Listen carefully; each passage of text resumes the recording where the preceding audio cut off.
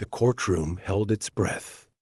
Every eye locked on Sergeant Nathan Carter, seated in his wheelchair, uniform crisp, medals gleaming, but his gaze was elsewhere. At his side, Thor, a steel-gray German shepherd with amber eyes, sat like a statue, alert but calm. The room saw just a dog. Nathan saw the soul that had kept him alive when everything else fell apart. The judge leaned forward. "Sergeant Carter, you may speak." Nathan's hand gripped Thor's leash.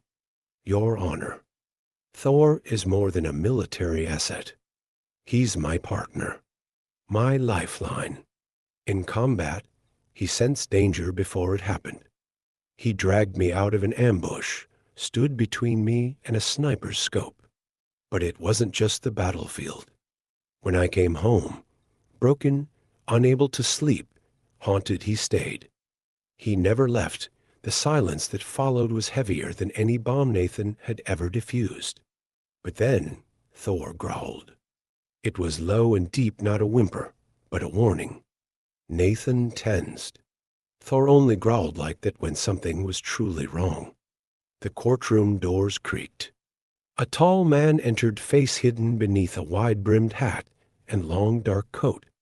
He didn't speak, didn't sit, just stood silently. Thor stood too, his muscles tensed, body rigid. "Control your dog," the judge snapped. But Nathan didn't move. He trusted Thor's instincts more than any officer's command. The stranger glanced their way just once, then turned and left. Quiet, unseen, but not unnoticed. The tension lingered like smoke. Thor's body remained stiff, gaze locked on the door. Nathan had seen this before, in war zones, right before an attack. The judge struck the gavel. Court is in recess, chairs scraped. Whispers filled the room, but Nathan didn't budge. He knew what Thor felt. That wasn't just a visitor. That was a threat. And the real trial had just begun. The courtroom had emptied, but the storm in Nathan Carter's chest hadn't. As he rolled across the cracked parking lot, the weight of the moment pressed heavily on his shoulders. Thor walked beside him, steps perfectly in sync, ears twitching at every shift in the breeze. That low growl from earlier still echoed in Nathan's memory. It wasn't nerves. It wasn't fear. It was a warning. Back at home, a modest one-story house tucked behind whispering pine trees, Nathan parked the van and opened the side door. Thor leapt out and immediately began scanning the perimeter. To him, patrol never really ended. The world was never truly safe. Inside, Nathan poured a glass of water with shaking hands. He stared out the window. Thor sat in front of the door, unmoving, alert. Then came the sound, a short, sharp bark. Knock. Nathan's pulse quickened. He wheeled to the front door and checked the peephole. Nothing. Another knock. Lower. Slower. He opened the door. No one there, except for a manila envelope lying flat against the mat. On its front, one word, Carter, written in thick black marker. He picked it up carefully. Inside were two photographs. The first sent a chill down his spine. It showed Thor muzzled, locked in a cage, eyes wide with fear. The second was blurry, taken from a distance, showing a man in military fatigues holding what looked like a tranquilizer rifle. The face was obscured, but the intent was unmistakable. There was no note, no threat, but the message was loud and clear. Nathan stared at the photos, heart racing. Someone had followed them, watched them, and whoever it was wanted Thor. "What are we into, buddy?" he muttered. Thor didn't react, but his eyes were locked on the front door. That night, Nathan couldn't sleep. He stayed up digging through old documents, combing through mission files, classified reports, anything he had access to. Over and over, one name kept surfacing: Briggs, an ex-handler, court-martialed, accused of selling stolen intel, disappeared after discharge. Nathan remembered his name, but barely. He had a reputation for cutting corners, but no one had seen him in years. Until now. Nathan had no proof, but instinct told him the pieces fit. The man in the courtroom, the envelope, Thor's reaction. It all pointed to something bigger. He turned to Thor, who hadn't moved from his spot. "They're coming for you," he said softly. Thor finally looked up, and in that gaze, steady, unwavering, loyal, Nathan felt something settle inside him. This wasn't just about a dog. It was about trust, about everything they'd fought through. And Nathan made himself a silent promise. They would never take Thor without going through him first. The morning light broke over the treetops, but it brought no peace. Inside Nathan's home, the air was thick with tension. The envelope still lay on the table, the two photos half spilled across the wood, like open wounds.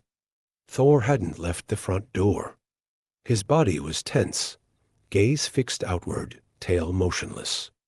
He wasn't resting, he was waiting. Nathan moved through the house with silent precision. Old instincts never really left. He checked every window lock, every blind spot, and finally reviewed the grainy footage from his security system. Nothing unusual. But that meant nothing. Thor's body language told him more than any screen ever could. By noon, Nathan couldn't sit still. He grabbed his phone and called Rachel Monroe, a fellow veteran turned security consultant. "It's happening," he said. "Something bigger than I thought. They're not just watching. They're preparing. I'm on my way," Rachel said. "You stay locked down," but she was still hours out. At 4:17 p.m., the back porch light clicked on. Nathan turned sharply. On the monitor, two shadowed figures moved through the yard fast, low, coordinated. Before he could react, the front camera went black, static. Then Thor growled. Nathan reached for his weapon, a sidearm he hadn't used in years, but his hands remembered. As he loaded it, he locked the front door and rolled toward the kitchen. Then glass shattered. A window. Back of the house. Thor took off. "Thor, heel." Nathan called, but the dog was already moving. A man climbed through the kitchen window. Black mask. Tranquilizer rifle. Before he could raise it, Thor was on him, slamming him into the counter with a crash. The dart gun hit the floor and slid under the table. Nathan came in right behind, weapon raised. "Don't move." But the second intruder was already retreating, vanishing into the tree line. Thor stood over the masked man, unmoving, his growl low and steady. The man coughed, dazed, then gave a quiet, unsettling laugh. "You're too late. He doesn't belong to you anymore."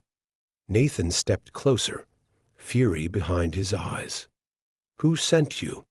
The man said nothing else. Outside, sirens grew louder. Rachel must have alerted authorities. The red-blue lights flashed against the windows. When officers arrived, they took the man into custody. He didn't resist, didn't speak. But Nathan knew. This wasn't over. This was just the opening move in a war.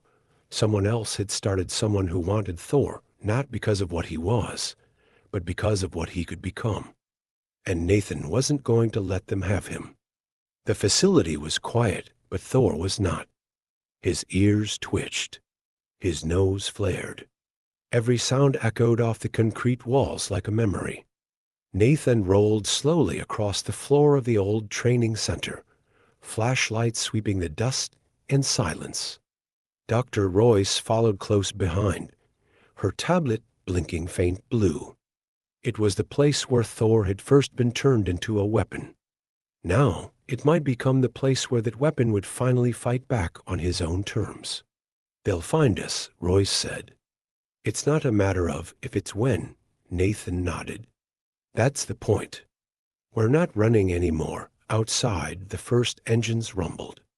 Then headlights. SUVs. At least 3. Probably more in the woods. Nathan turned to Thor. The dog stood still in the hallway, muscles taut, eyes locked toward the fence line. He wasn't nervous. He was calculating. "You ready, partner?" Nathan whispered. Thor's tail flicked once. Royce hurried to the central tower to activate the emergency beacon, an old failsafe that could draw any remaining drones or surveillance eyes to a single location. If they were going to be found, Nathan wanted it to be on his terms. A funnel. A trap. Then movement. Shadowy figures creeping in through the southern wall. Armed. Precise. Nathan took position by the rusted stairwell, gun steady, breath controlled. Thor moved ahead, slipping into the shadows like a ghost. The moment the first agent rounded the corner, Thor leapt, no hesitation. A blur of gray and muscle. A scream, then silence. Another agent appeared, raising a rifle, but Nathan's shot rang out first into the wall above his head. "Get out," Nathan shouted. "He's not yours." The man hesitated, then fell back. Up in the tower, Royce's voice crackled through the old PA system. "They want the dog. Let them come for him. Let the world see what they tried to bury." Thor returned to Nathan's side, panting but unhurt. His eyes were calm, focused. Not the eyes of a weapon, the eyes of a soldier. The tower lit up, beacon active. More headlights appeared. Reinforcements. Dozens now. A full recovery unit. Nathan rolled out to the open yard, not hiding anymore. He raised his voice. "You trained him to obey, but he chose loyalty. He chose me." A drone hovered overhead. The sound of a bullhorn crackled. "Stand down and surrender the asset." Nathan didn't flinch. "He's not an asset. He's my brother."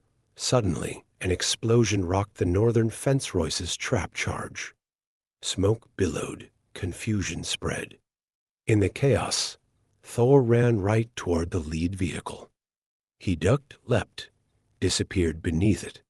Seconds later, the engine burst into flame. Chaos erupted. Agents scattered. And in the middle of the smoke, Thor returned, burnt but standing, head high, teeth bared. Nathan watched it all, his heart in his throat. Royce appeared beside him. "You didn't train him to do that, did you?" "No," Nathan said quietly. "They did. But he decided who it was for." The remaining vehicles pulled away, retreating. The government had lost control. Their project had turned against them. As the smoke cleared, Thor lay beside Nathan's chair, wounded but alive. Nathan reached down, placing a hand on his partner's head. "It's over," he said.